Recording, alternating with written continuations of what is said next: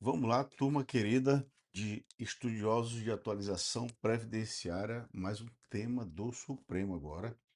A ADI 6850 foi julgado agora, dia 23 de março de 2026, e o tema é bastante recorrente: visão monocular e deficiência. Parece que tem aí uma tentativa, ou melhor, uma abertura de interpretação o tempo todo de que quem é classificado como deficiência já passa como deficiência para todos os efeitos. Isso tem sido precedente de análise, inclusive na TNU, o tema 378 analisou esse caso, analisou para o caso do autismo, porque o autismo também tem uma lei específica, a Lei 2.764 de 2012, classificando ela como deficiência. A visão monocular agora que está sendo impugnada nessa ADI, Lei 14.126 de 2021, e também a lei da fibromialgia, ano passado, Lei 15.176. Elas foram elevadas à categoria de deficiência, mas é aí que está a discussão. Depois disso, como se prova isso? É uma presunção ou não? Precisa isso ser analisado em cotejo com outras legislações, e a prova realmente da deficiência tem que passar pela previsão daquele conceito que está lá no estatuto e também pelas análises de biopsicossocial que a própria lei trouxe, o Estatuto da Deficiência, da Pessoa com Deficiente, de 2015. E a gente vai discutir isso agora, nessa ADI, que foi julgado agora é 23 de março de 2026. O que aconteceu aqui para que chegasse no Supremo essa história? Parece assim que foi uma questão um pouco ansiosa. A Associação dos Peritos Médicos Federais, os médicos que eram do INSS, eles entraram com uma ação no Supremo para declarar inconstitucional essa lei, prevendo que esse conceito, essa presunção de deficiência tipo sensorial, violava a Constituição no conceito novo de deficiência, inclusive com isonomia em relação aos outros deficientes.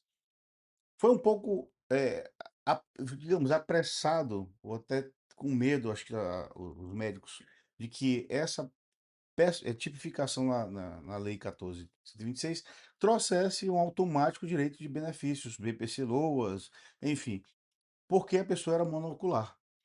E é essa discussão que corre no processo, tempo todo com esse medo de acontecer isso, e que bom que o Supremo entrou nesse ponto, não declarou inconstitucional, mas explicou o que também já havia dito a própria TNU no tema 378, que essas deficiências precisam passar pelaquela submissão, tanto do conceito, né, impedimento a longo prazo, a gente vai já ver esse detalhe, e também o conceito amplo de deficiência, que vai muito além da limitação fisiológica, tá bom? Vamos aqui, como ficou decidido o tema, o tribunal, por maioria, vencido Fachin, julgou improcedente o pedido da ADI. Ou seja, ele entrou no mérito e não declarou inconstitucional, ele declarou constitucional essa lei, mas que fique claro que ela não trouxe essa presunção, esse medo que os peritos queriam. Acabou que acho que os peritos devem ter ficado satisfeitos com a decisão. Trata-se de ação de inconstitucionalidade com pedido de medida cautelar proposto pela Associação dos Médicos Peritos Federais, pela Organização Nacional dos Cegos do Brasil e pelo Comitê Brasileiro de Organizações Representativas das Pessoas com Deficiência, tendo por objeto essa lei que classifica a visão como deficiência sensorial tipo visual. Tá. Então eles queriam que fosse declarada inconstitucional ela porque trazia essa presunção de deficiência. E aqui é trecho de algumas peças da ação.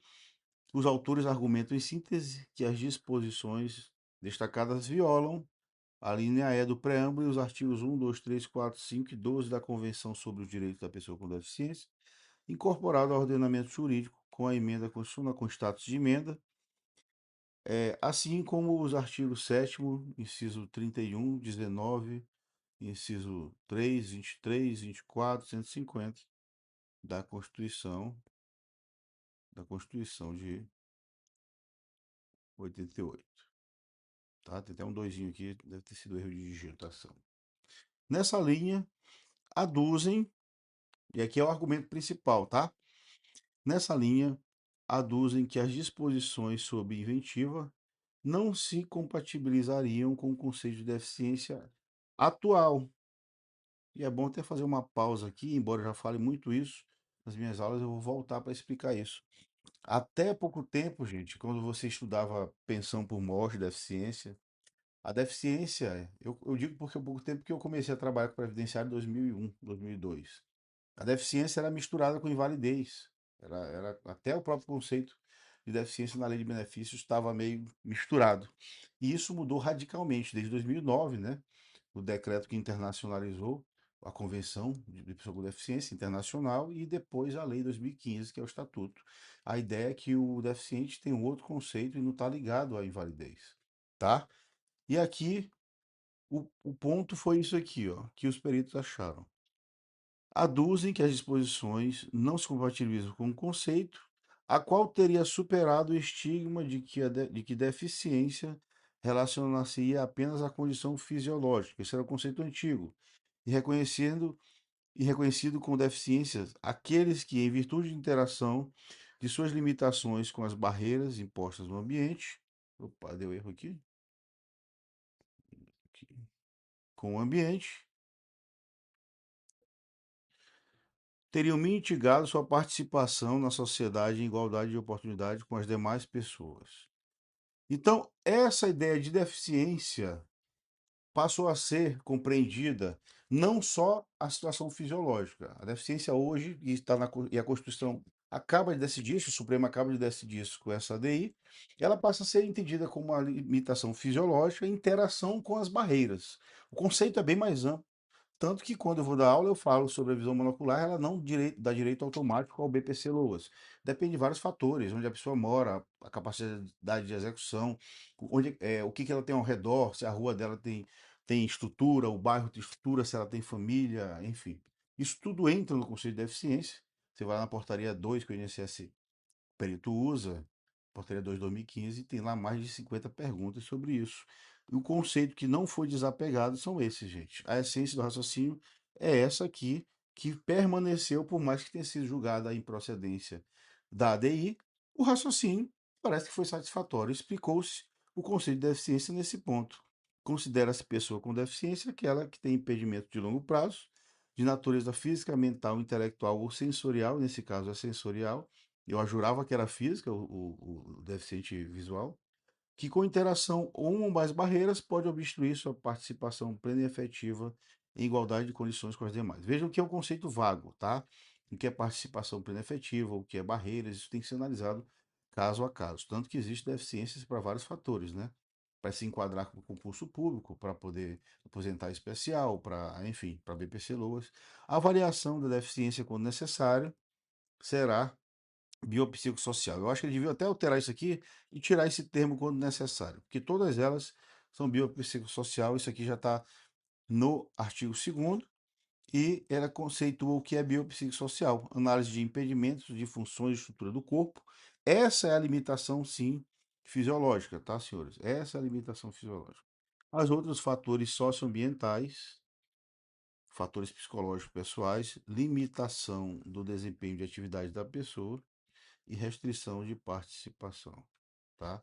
Veja então que foi reafirmado agora nessa ADI o que a própria TNU falou sobre o tema 78 e o que a gente já vem falando nas aulas faz tempo sobre o conceito de deficiência, tá? Essa ideia de automaticamente dar direito porque é deficiente, vamos parar com isso. Ela tem que sempre se submeter a essa avaliação biopsicossocial e detalhe, por exemplo, a fibromialgia, ela mesma já coloca isso lá no próprio artigo, acaba que a fibromialgia deram como com deficiência, mas acabou que ela tem que passar pelo crivo igual qualquer deficiência ou qualquer limitação que venha causar que venha sim se enquadrar como deficiência. Tá bom, gente? Ficamos por aqui com mais uma aula de março. Acho que seja a sexta aula aqui e vamos gravar mais outras ainda. Um abraço. Valeu.